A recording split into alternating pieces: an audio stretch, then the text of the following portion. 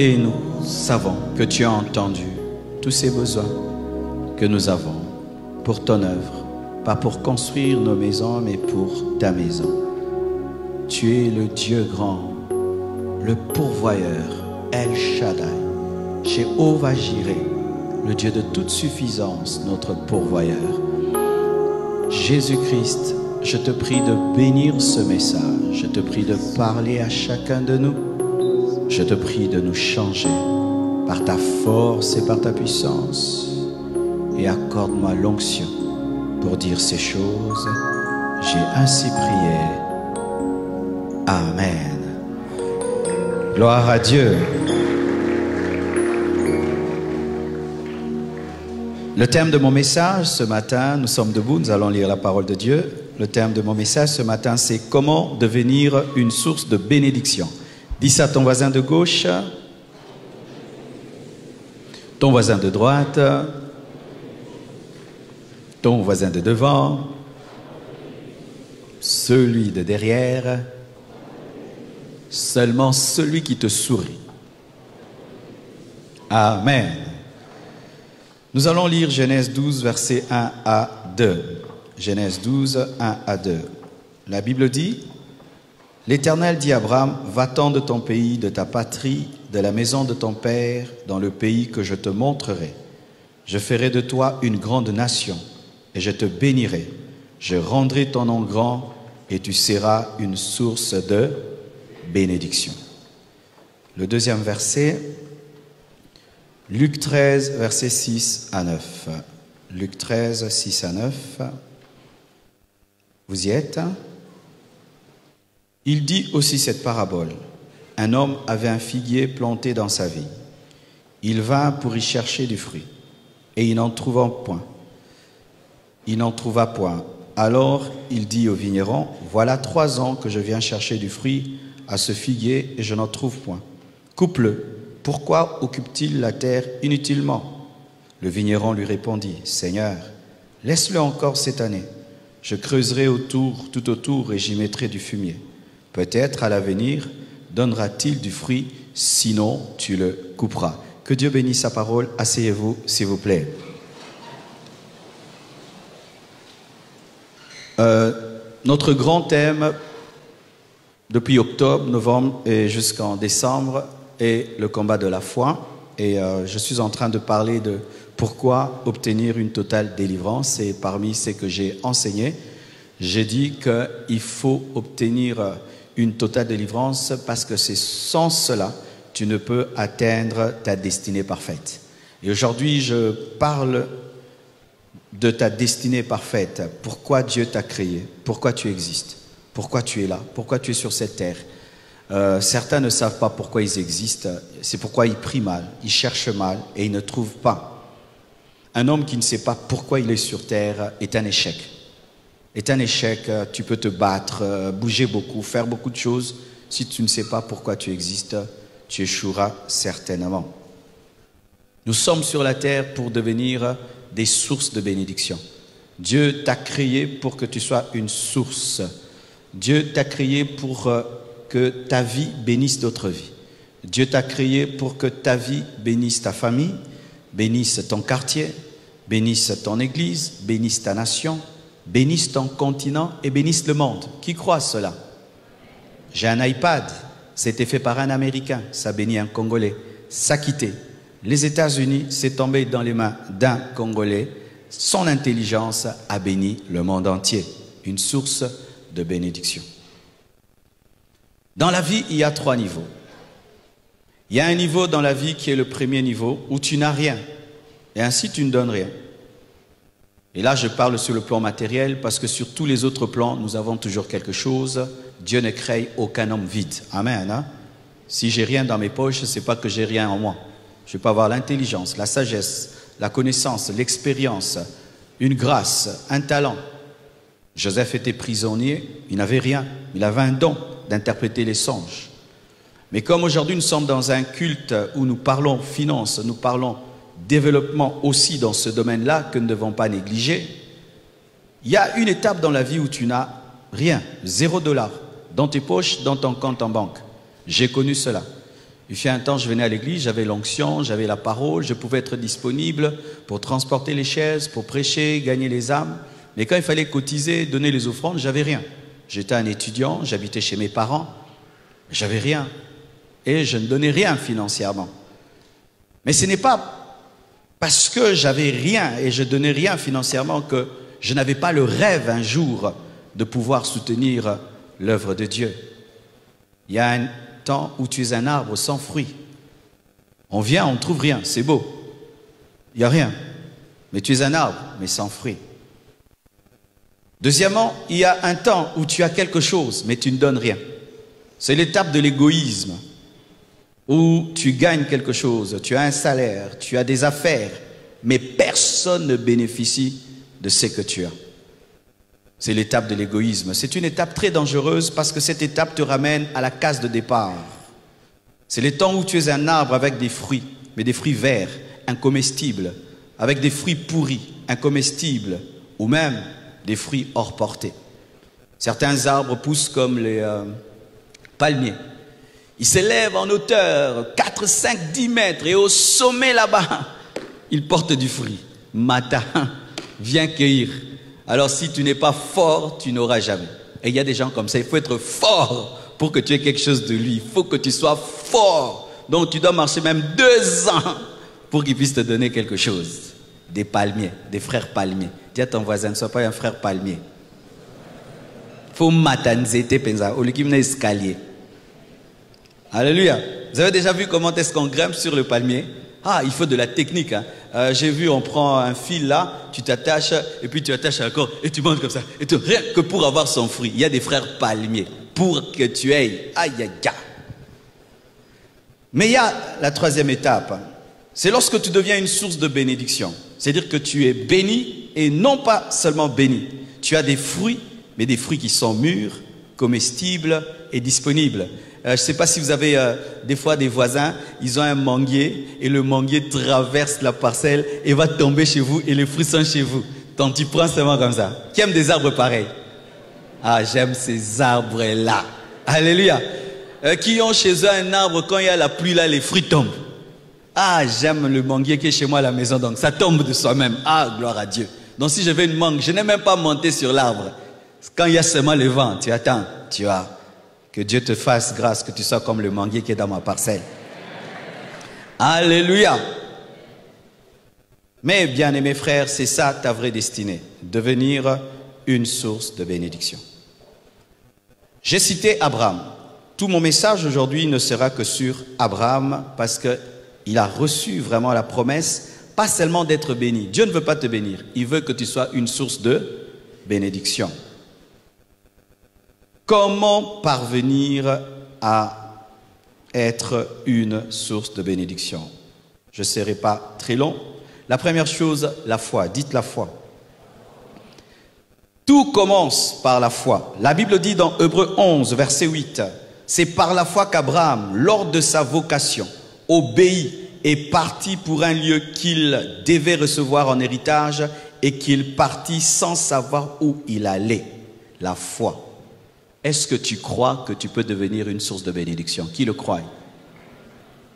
Bien-aimés frères et sœurs, jamais tu ne deviendras ce que tu ne crois pas.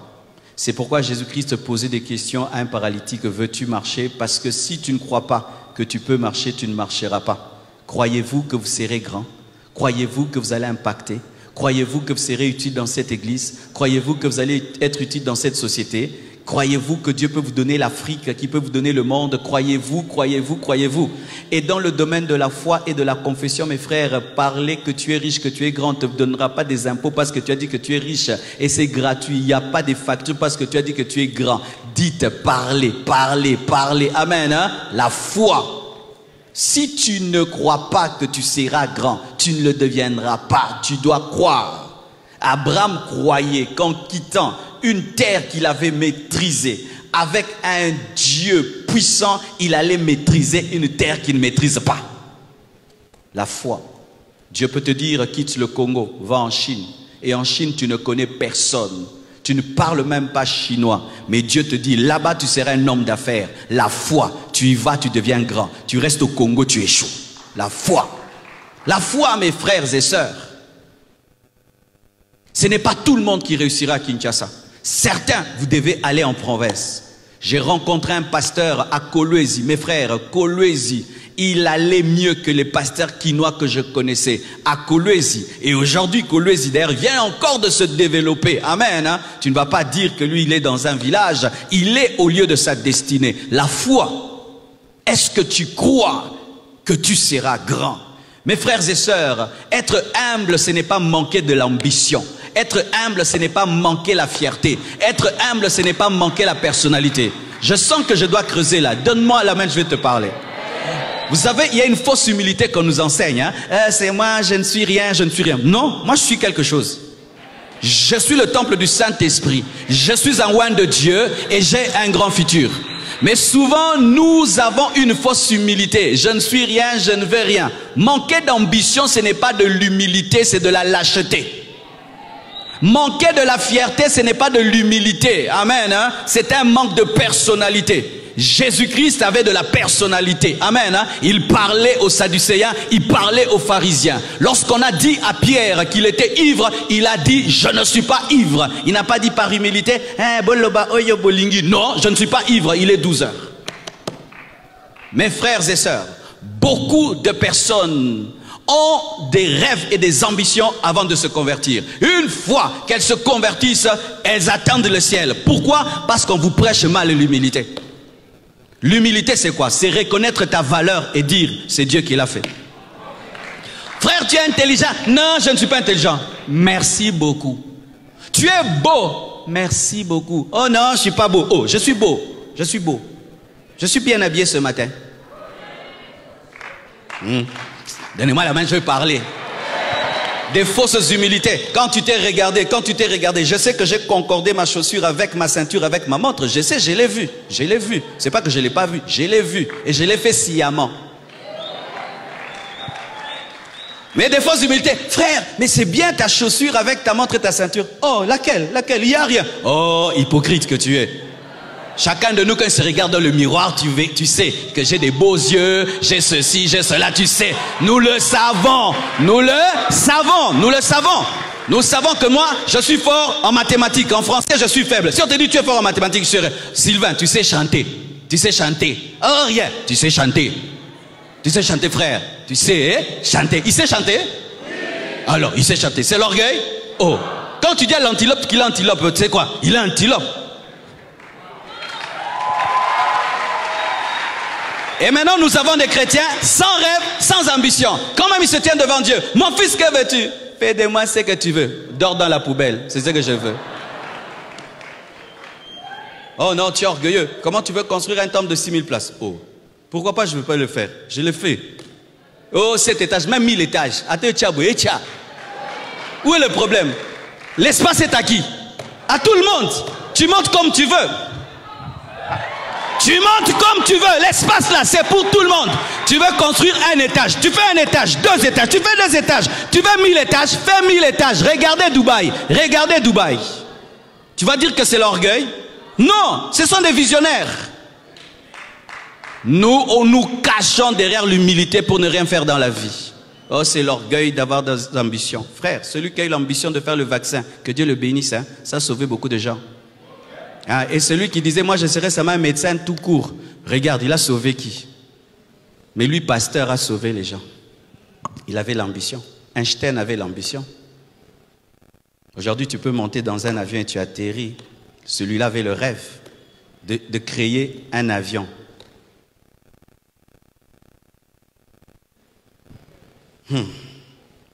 Évoluons.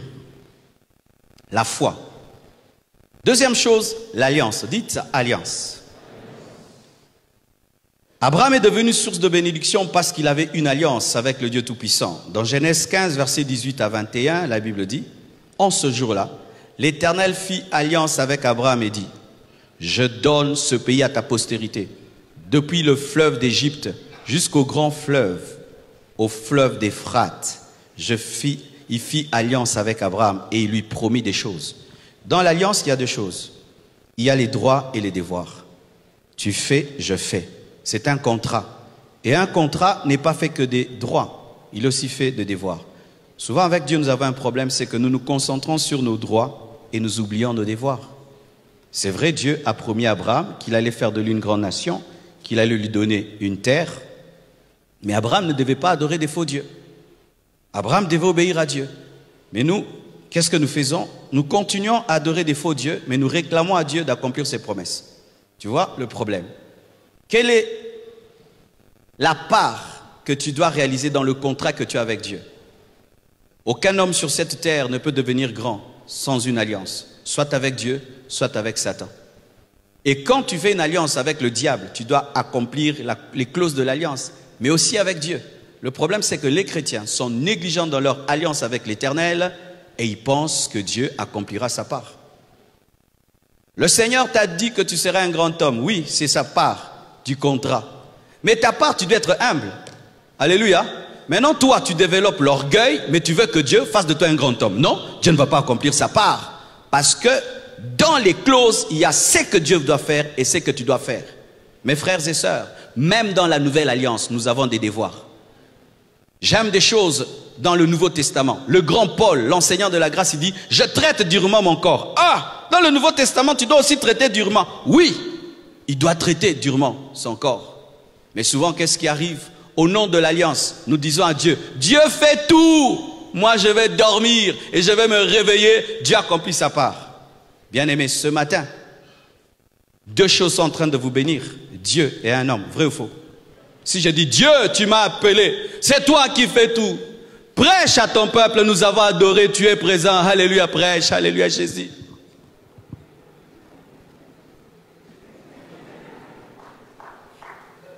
Pasteur prêche, non, c'est Dieu.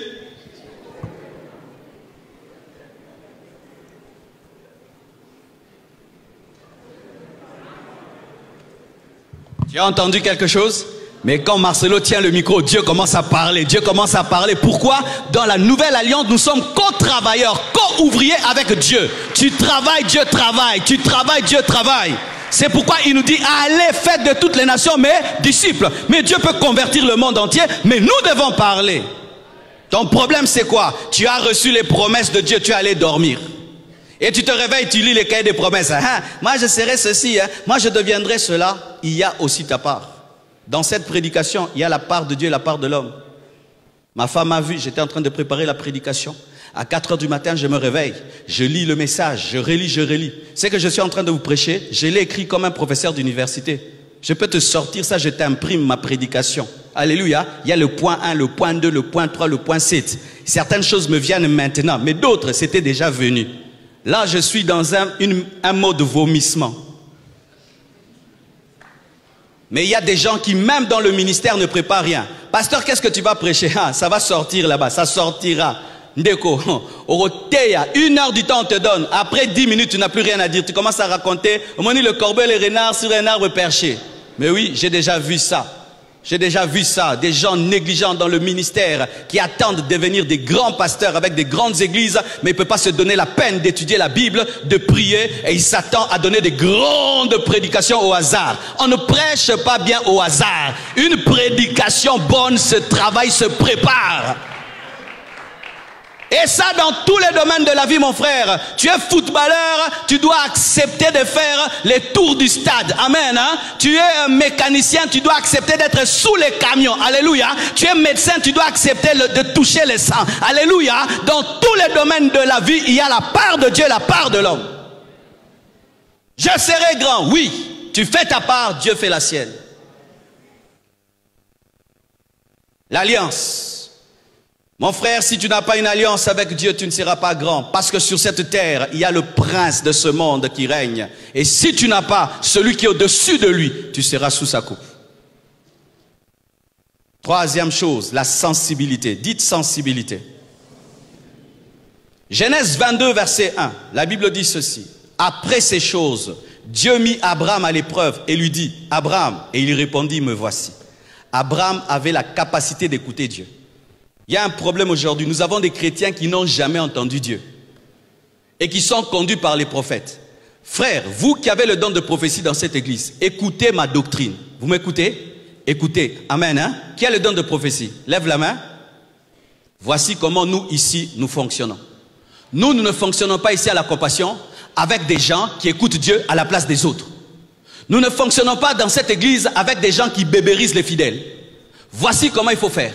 Si une fois un frère vient vers toi, frère, qu'est-ce que Dieu t'a dit? Tu peux lui dire Dieu a dit, Dieu a dit. Mais quand tu vois, ça devient une habitude, il devient dépendant de ta prophétie, ne lui prophétise plus. Tu vas prier, non, paix soit en côté. Alléluia, c'est ça que nous formons ici dans cette église. Nous ne formons pas des gens qui dépendent des prophètes. Amen. Hein? Et si, dans le secret, vous fréquentez des prophètes qui écoutent Dieu à votre place, vous aurez un problème. Le jour que le prophète va voyager, il sera lobat hors périmètre cellulaire. Donne-moi l'amen. Soyons sincères, même dans le domaine prophétique. Est-ce que tout le temps on a des prophéties? Soyons sincères entre nous qui prophétisons. Des fois, je ne vois rien, je n'entends rien. Mais Dieu peut te parler tout le temps. Abraham pouvait écouter Dieu et obéir à Dieu. Mon frère, si tu ne sais pas écouter Dieu, comment tu seras une source de bénédiction? Parce qu'il faut entendre la voix de Dieu qui te dit quitte Ur de Chaldée pour aller en Canaan. Mais toi, tu n'entends pas Dieu. Quand vous priez, mes frères, ne priez pas en parlant tout le temps. Des fois, arrêtez-vous de parler, restez calme pour qu'il vous parle. Soyez sensibles aux songes. Certains vous oubliez les songes. Écrivez les songes si vous les oubliez facilement. Croyez que Dieu peut vous parler par une voix audible, par une voix intérieure. Mais apprenez à écouter Dieu. Aujourd'hui, ma vie a changé, rien qu'à cause d'une chose. J'ai entendu une voix qui m'a dit, quitte Lemba, viens à Limete. J'ai quitté Lemba, je suis venu à Limete. Une église de 600 personnes est devenue une église de 6500 personnes parce que j'ai écouté Dieu. Mais toi, Dieu te dit, mon fils, la mathématique, ce n'est pas pour toi. C'est ton père qui est mathématicien. Toi, tu es basketteur. Namoulaye bele wana okekaka mathématique. Ndeko. Donne-moi l'amen. Tout le monde commence à aller en Angola. Toi aussi, tu vas en Angola. Mais Dieu ne t'a pas appelé à aller en Angola. Mais écoute, l'esprit va te dire, reste à Kinshasa. Vends ceci, investis cela. Et Dieu te bénira. La sensibilité. Donne-moi la main, je vais te parler. Celui qui n'écoute pas Dieu est un aveugle et un sourd. Et voici comment les aveugles marchent. Ils marchent en tâtonnant. Il ne voit rien et il est sourd et il est muet. Et il ne voit rien. Et il cogne ici. Et la chair, il vient. Et les trous. Ah, il passe. Il a pris combien de temps? Mais celui qui voit directement, il va. Mais lui, il va d'abord aller ici, là. Ce sont les personnes dirigées par les temps et par les circonstances. Si pour que Dieu te dirige, il doit utiliser les temps et les circonstances, tu es un aveugle et tu es un sourd. Et voici maintenant ce qui va t'arriver. Tu vas aller en Angola. Là-bas, on va te taper. Quand on va te taper, on t'arrête. On veut te tuer. Tu fouilles à Kinshasa. Mais tu reviens avec un repassage. Bah, repassage que Moukongo na prison. Et la Biki. Mon Biki, moi, j'ai combien d'années? 10 ans en retard.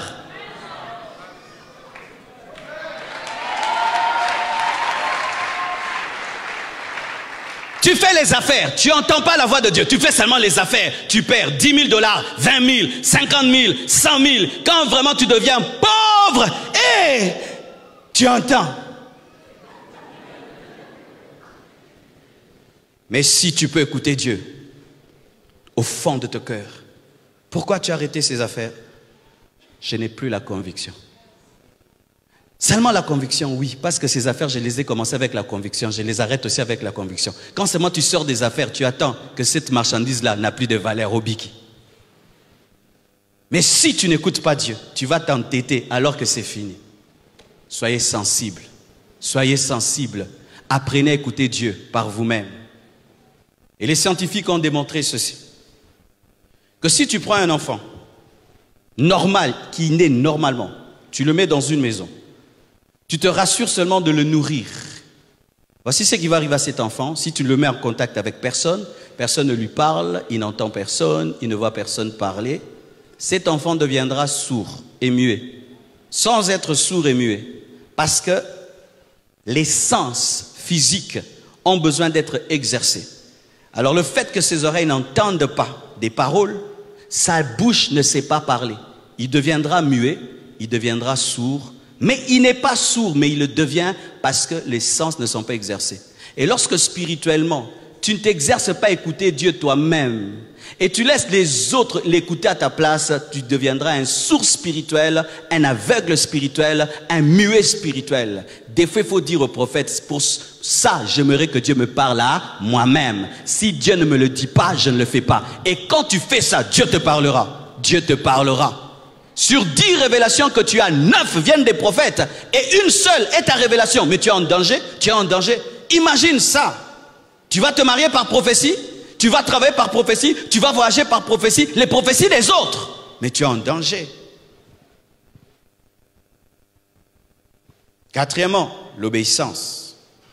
Genèse 22, verset 2, jusqu'au verset 4 et même en bas. La Bible dit ceci.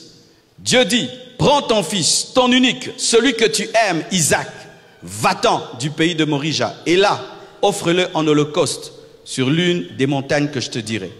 Abraham se leva de bon matin, sella son âne et prit avec lui 2 serviteurs et son fils Isaac. Il fendit du bois pour l'holocauste. L'enfant me bénit terriblement. Il fendit du bois pour l'holocauste et partit pour aller au lieu que Dieu lui avait donné. C'est bien d'être sensible, mais c'est mieux d'obéir. Il y a des gens qui sont sensibles. Ils entendent Dieu clairement, mais ils ne font jamais. Ils connaissent la volonté de Dieu, mais ils n'obéissent jamais. Il est là, ça fait 5 ans qu'il connaît la volonté de Dieu, mais toute sa vie ne fait que se battre avec la volonté de Dieu. Tu ne deviendras jamais une source de bénédiction. Abraham avait la capacité d'entendre la voix de Dieu, mais pas seulement la capacité d'entendre, la capacité d'obéir. Et Dieu lui demande quoi? De tuer Isaac, et il obéit. Et il appelle ça adorer. Tu sais ce que Dieu attend de toi. Est-ce que tu le fais? Et le temps que tu prends et tu tardes dans l'obéissance fait retarder ta destinée. Quand vous lisez la Bible, vous allez remarquer que Dieu parle à Abraham et il obéit le matin. Dites le matin. N'obéis pas le soir quand Dieu t'a parlé la nuit. Obéis le matin. Même dans les affaires, mes frères. Certains ont réussi dans les affaires seulement parce qu'ils avaient la prééminence. Ils avaient la première information. Ils ont commencé avant les autres. Les premières personnes qui ont commencé à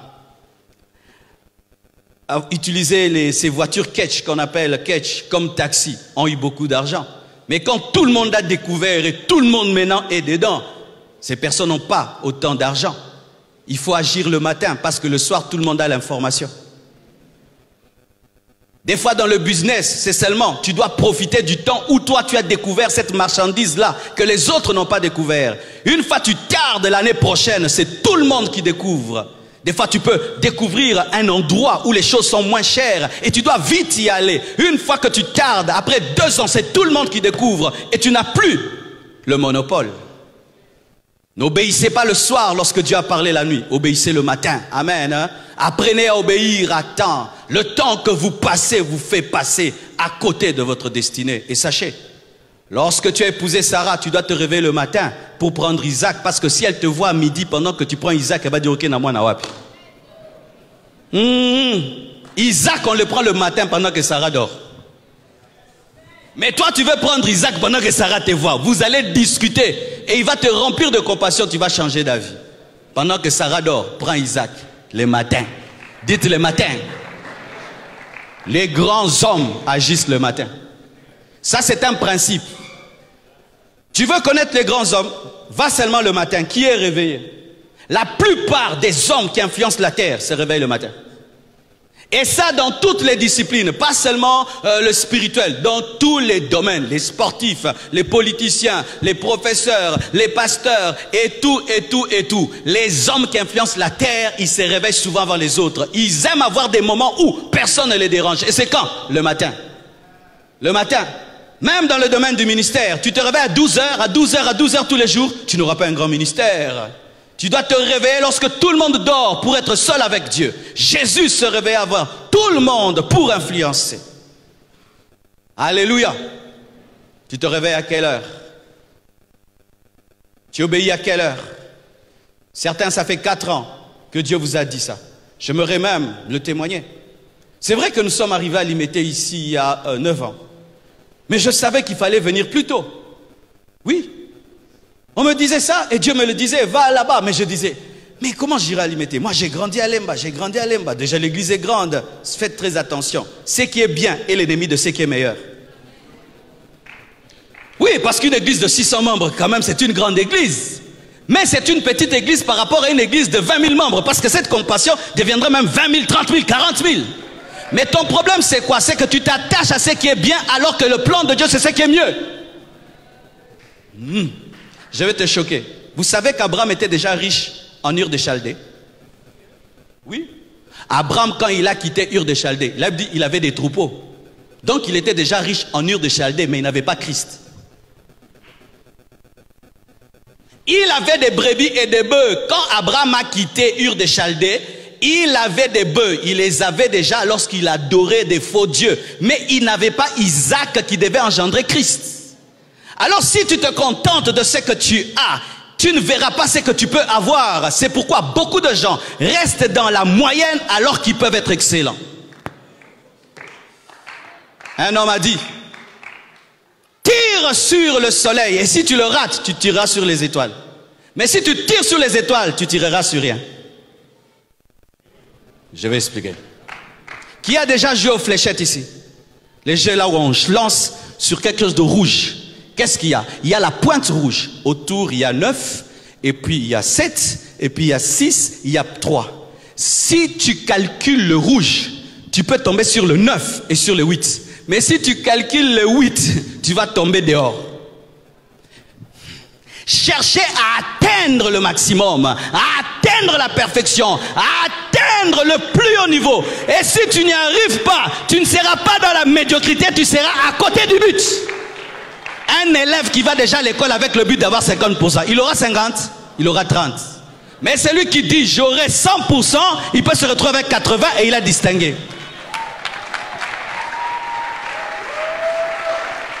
Refusez la culture de la moyenne. Refusez la culture de la moyenne. Je dis, refusez la culture de la moyenne. Car tu peux être Abraham avec des bœufs et des brebis, mais tu es en Ur de Chaldée.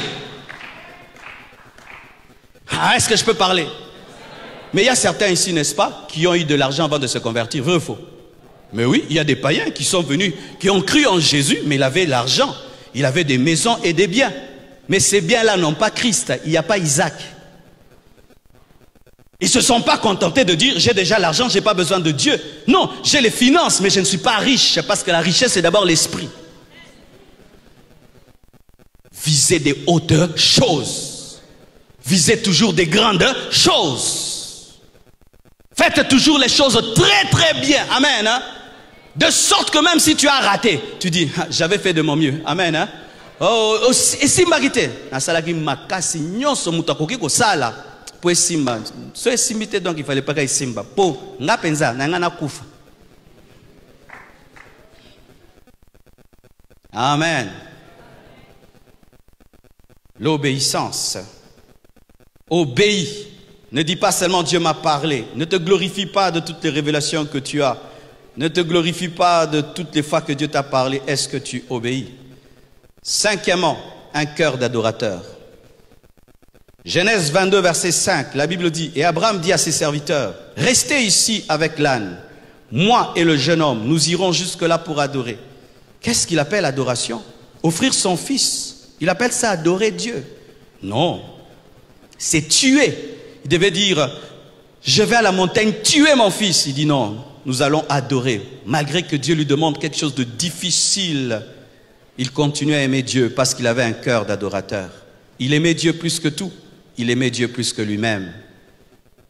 Comment tu peux devenir une source de bénédiction lorsque tu es un adorateur? Lorsque Dieu regarde en toi, il n'y a pas d'idole. Il n'y a rien que tu aimes plus que lui. Sachez mes frères et sœurs, les hommes qui ont comme Dieu eux-mêmes ne deviennent pas des sources de bénédiction parce que lorsqu'ils deviennent des sources de bénédiction, elles commencent à faire des chantages aux autres. Je t'ai fait ça, je t'ai fait ça, je t'ai fait ça. Lorsque tu fais du bien aux gens par amour, tu ne le chantes pas. Amen. Tu ne le chantes pas. Mes frères et sœurs, est-ce que je peux chanter à mon fils ce que je fais pour lui?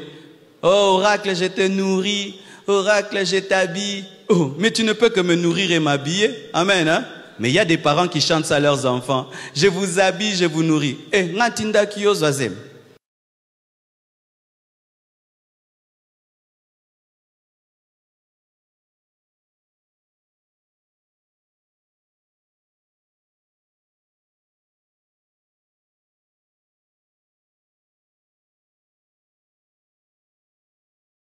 j'ai fait ça pour toi. Je t'avais dit de me chercher. Oh non, vous êtes trop nombreux. Il fallait rester à 2. Donnez-moi la main. Les parents qui ont beaucoup d'enfants, vous me faites rire des fois quand vous vous plaignez. Vous êtes trop nombreux. Je vais vous nourrir comment? Ah, c'est nous qui devons te poser la question. Comment? Avec le petit salaire que tu as là, tu continues à avoir des bébés. Certains même jusqu'à l'âge de 50 ans, bobota. Oh, vraiment, on est ça pour bota gentil, t'es pour bozoboter là-bas. Oui.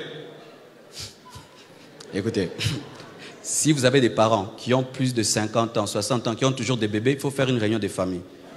Il faut dire, cher papa, chère maman, nous, vos enfants, nous avons décidé de vous exhorter à la contraception. Parce que dans 10 ans, avec les chikwans que vous mangez, vous allez mourir.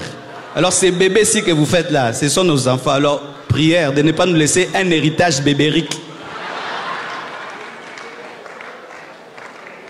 60 au bota.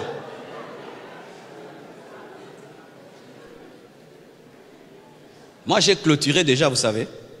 Ouais, j'ai clôturé. À moins que Dieu vraiment m'impose un Samuel ou un enfant vraiment. Mais moi, j'ai clôturé. 3 enfants, tout est accompli. La Trinité. Ah, j'entends quelqu'un aussi. J'entends des gens. Oh non, si Dieu donne, il faut prendre. Oh, tu es un qui perd. Oh, si Dieu donne, Dieu donne. Dieu donne comment? Hein? Vous qui dites Dieu donne, expliquez-moi, Dieu donne comment? C'est pas vous qui allez chercher. Oh, Dieu donne, Dieu donne. Dieu a fait le miracle de Marie dans le ventre de ta femme. Oh, Dieu a donné. Tu as cherché.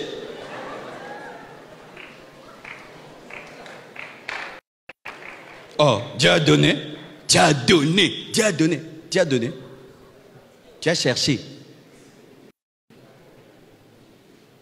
Non, les chrétiens, il faut toujours avoir des enfants. Peut-être celui-ci serait évangéliste, l'autre apôtre, l'autre diacre. Donc toi, tu vas voir les 5 ministères dans ta maison.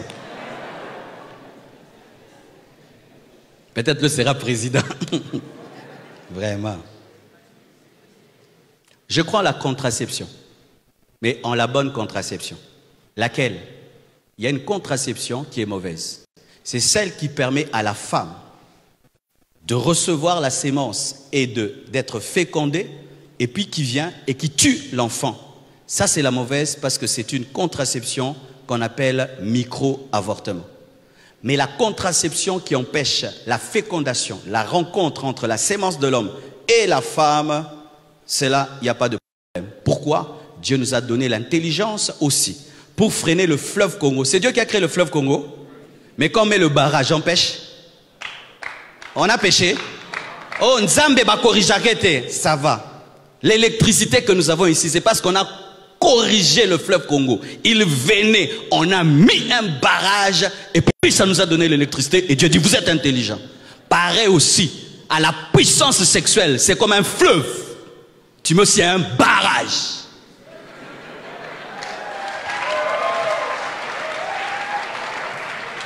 Et ça te donne l'électricité, le temps pour servir Dieu. Parce que si la femme tout le temps, enceinte, elle va servir Dieu comment?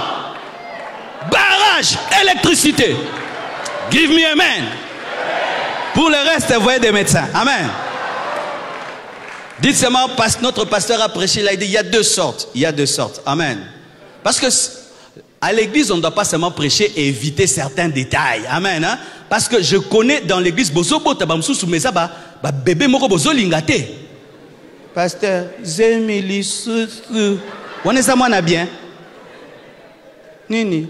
Ah, zemi mususu pasteur, zemi mususu. Et au cas ça bi à Barcelone contre Real. Bi mususu, bi mususu, bi mususu.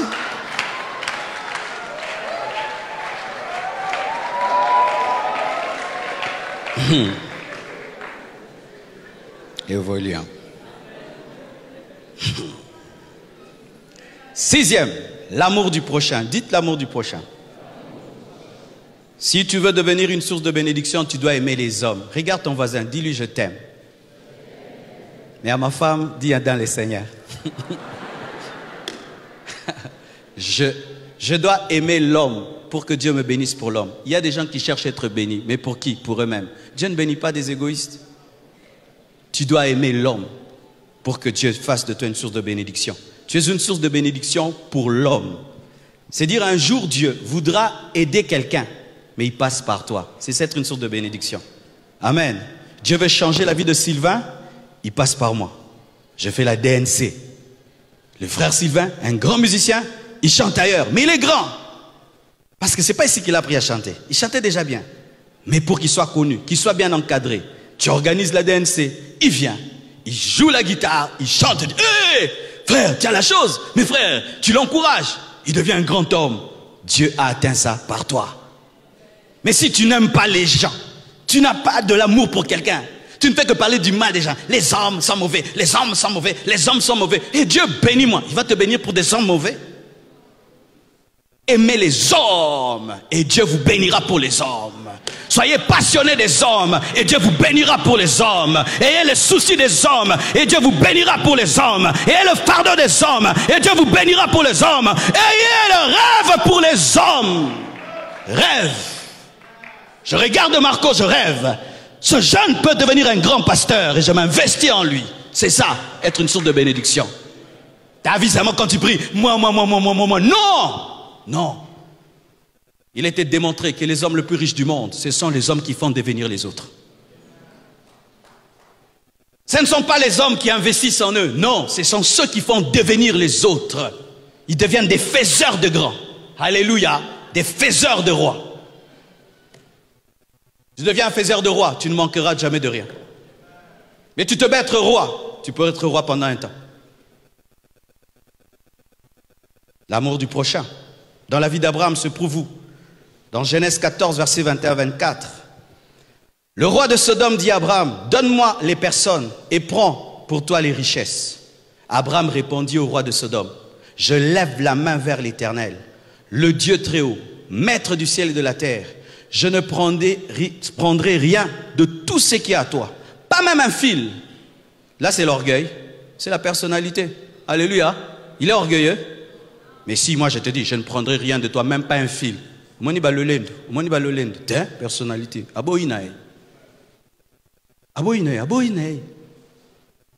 Raison. Écoutez encore la raison. Tu vas dire que c'est un orgueil.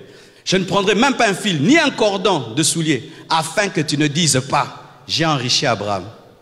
Ça, c'est pas l'orgueil. Non, c'est la personnalité. Il a une vision. Rien pour moi. Il dit seulement, c'est qu'ont mangé les jeunes gens. Et la part des hommes qui ont marché avec moi. Ne me donne rien. Donne à Aner, donne à Escol, donne à Mamré. Qu'ils prennent leur part. Moi, je veux les hommes. Il est allé se battre pour qui? Pour Lot. Lot qui est qui?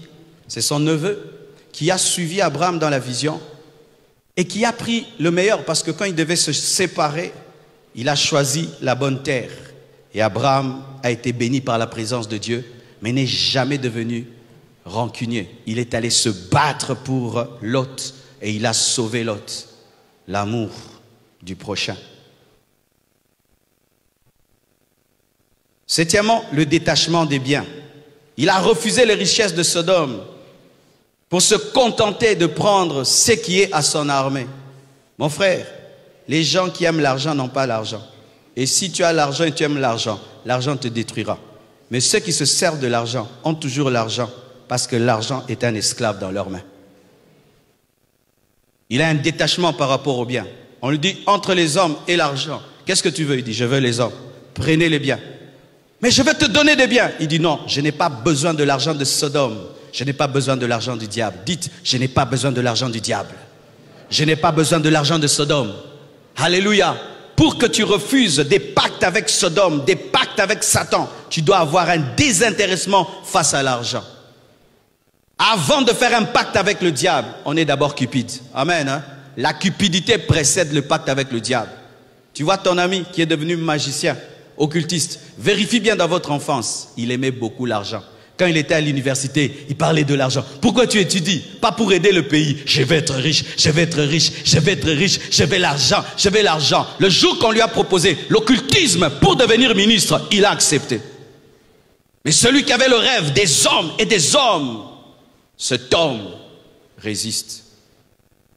Les francs-maçons ont écrit à ce pasteur qui est devenu prix Nobel, c'est sur Internet. Ils ont dit, tu n'es pas franc-maçon, mais nous reconnaissons ce que tu fais. Mais ils reconnaissent qu'il n'est pas franc-maçon.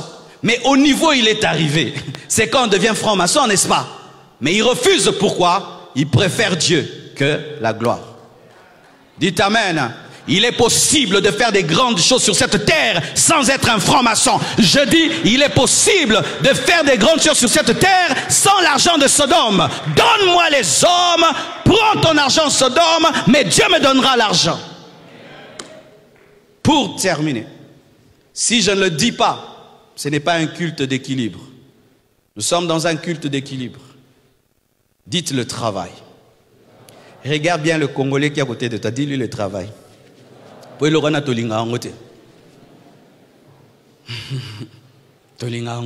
Travailler dur.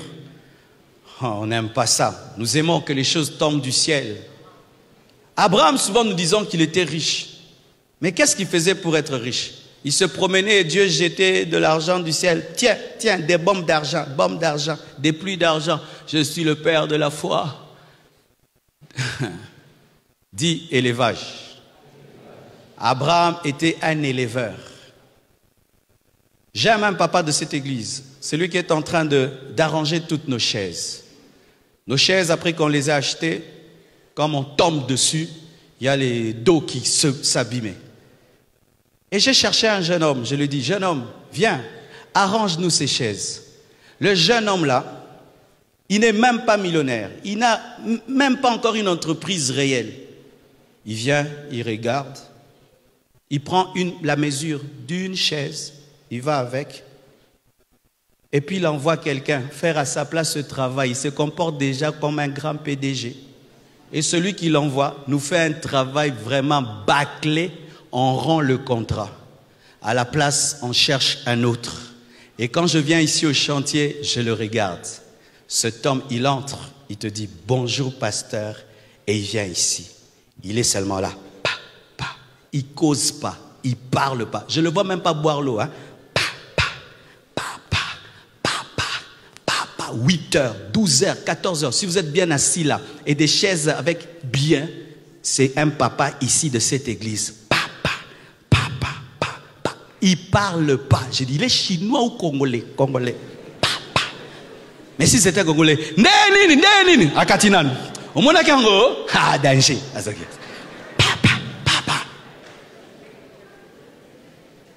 Quand je les regarde, vous savez quoi? J'ai des projets pour lui. Je dis, un homme comme ça, tu lui confies une chose si simple, il la fait bien. Si je veux faire ça, lui il peut faire ça. Lui, il est en train de faire, il pense que personne ne le voit. Mais on le voit. Et des projets naissent dans les cœurs pour lui. Mais aussi quand on te donne un travail, tu le fais mal, des projets s'y naissent. À l'envers. Tout le monde a un yoso. Nga surtout, na le monaka. Na biso longola oyo des semaines ezaka wana na kangi. Je n'ai pas l'hôtel na chao. Na kwea.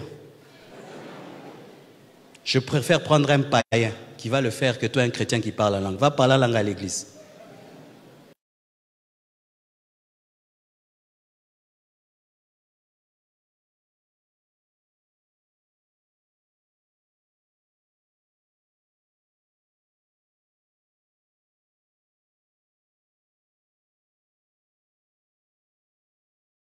Nous comprennent, des excuses, qu'on nous comprenne. On a cet esprit qu'on nous comprenne tout le temps. Des excuses, le retard, des excuses de retard. Et quand quelqu'un est meilleur que toi, on t'enlève, on le met. Esprit de blocage et de pauvreté. Non, tu es médiocre.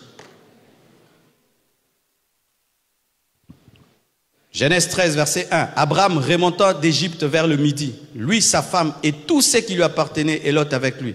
Abraham était très riche en troupeaux. Dites troupeaux. La richesse d'Abraham, c'était l'élevage. Il sentait les animaux. Abraham, quand tu t'approches de lui, il ne sentait pas Gucci. Il sentait brebis. C'était le prix à payer. Des fois, vous voulez sentir Gucci alors que vous devez sentir les brebis. C'est pourquoi Dieu ne vous bénit pas. Tu es un mécanicien, mais tu n'aimes pas te salir les mains. Comment tu seras?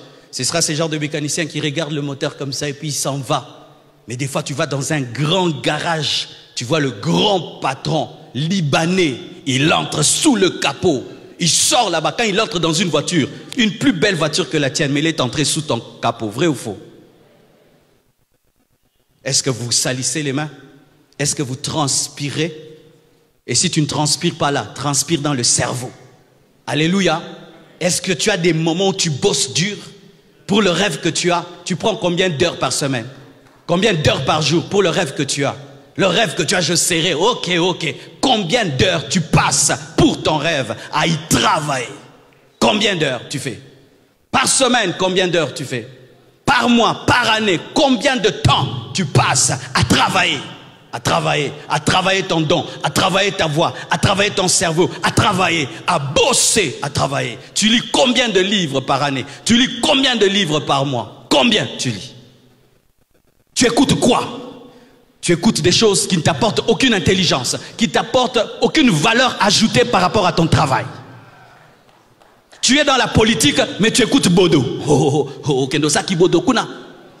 Écoute des Macron, écoute comment il parle, comment il défend, comment il parle, comment il fait des interviews, comment il répond. Mes fils qui viennent me prendre à la porte de l'église, chaque fois que je viens me prêcher, j'écoute un prédicateur. Je viens vous prêcher en écoutant quelqu'un. Je suis venu en prêchant, en écoutant qui Bismarck. Il était invité prêcher où? À Potterhouse, chez T.D. Jakes. Imaginez Moutabongo na Oyoke na Oya. Déjà, méchant. Il était en train d'enseigner pourquoi les Africains ne se développent pas. C'est pas parce qu'il manque la sagesse, mais il manque l'entendement. Ils ne comprennent pas leurs problèmes. Ils sont comme l'Éthiopien qui lit, mais qui ne comprend pas. L'Afrique connaît ses problèmes, mais ne comprend pas ses problèmes. Tu lis, mais tu ne comprends pas.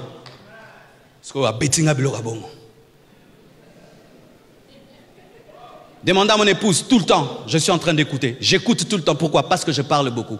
Quelqu'un qui parle beaucoup, qui n'écoute pas beaucoup, parlera mal. Tout le temps j'écoute. J'écoute. Tout le temps j'écoute. Pourquoi? Je sais que je ne connais pas tout. Mais toute ma vie, je parlerai. Alors je dois écouter des gens qui parlent.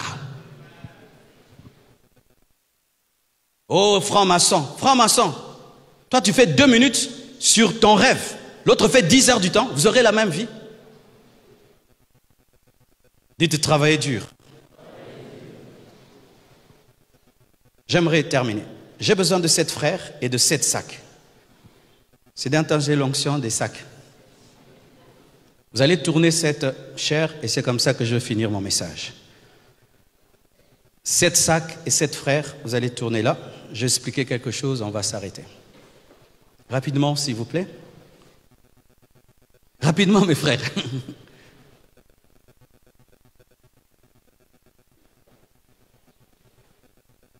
Ok. Non, ça reste. Oui, vous là. Là. Chacun dans la vie vient avec quelque chose, parce que Dieu ne crée aucun homme vide. Nous avons toujours quelque chose, un potentiel, une capacité, quelque chose, un talent, une relation, un nom, quelque chose. Nous avons toujours quelque chose. Devant la chair.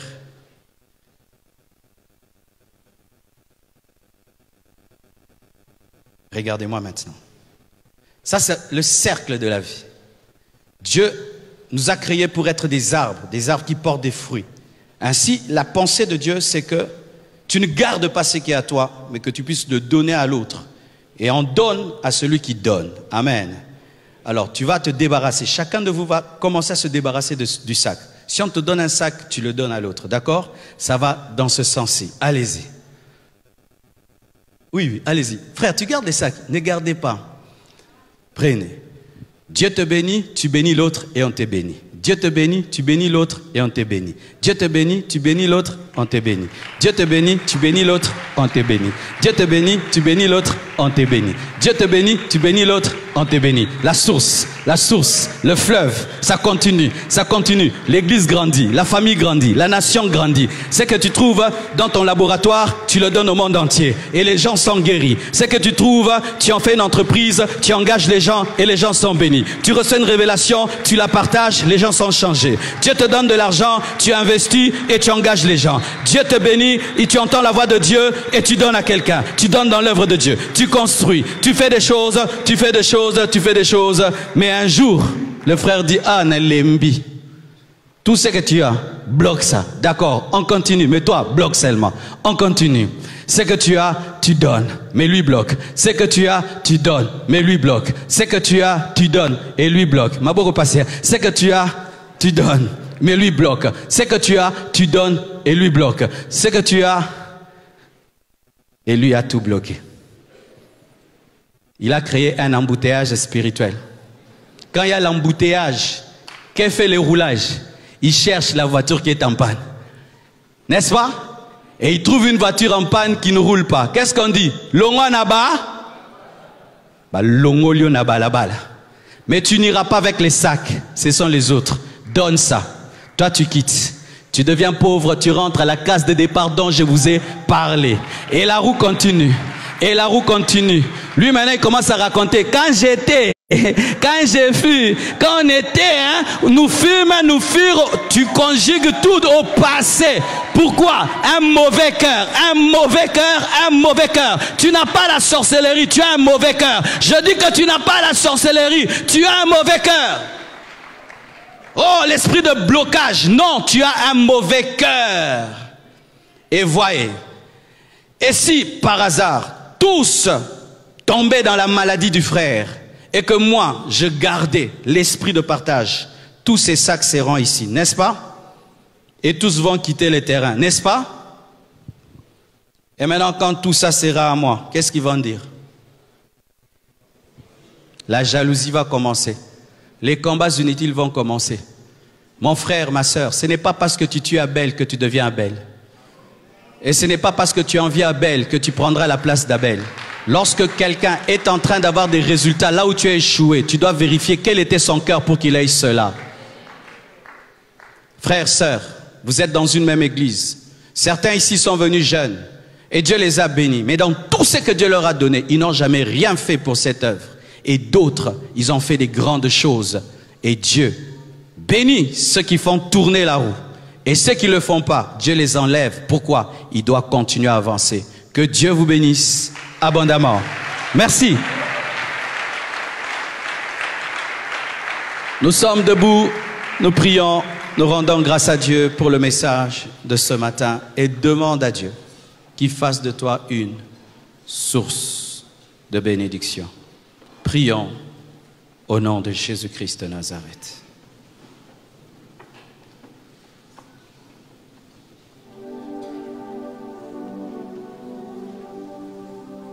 Oh Seigneur, je te remercie.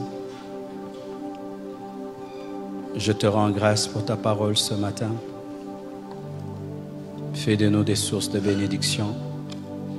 Aide-nous à pratiquer ta parole et à prendre Abraham en modèle de foi, d'obéissance, de sensibilité, de travail, d'obéissance, d'amour et d'adoration.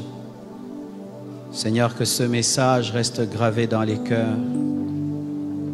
Garde-nous d'être des sources d'embouteillage, des sources de blocage. Fais de nous des sources de bénédiction, Seigneur.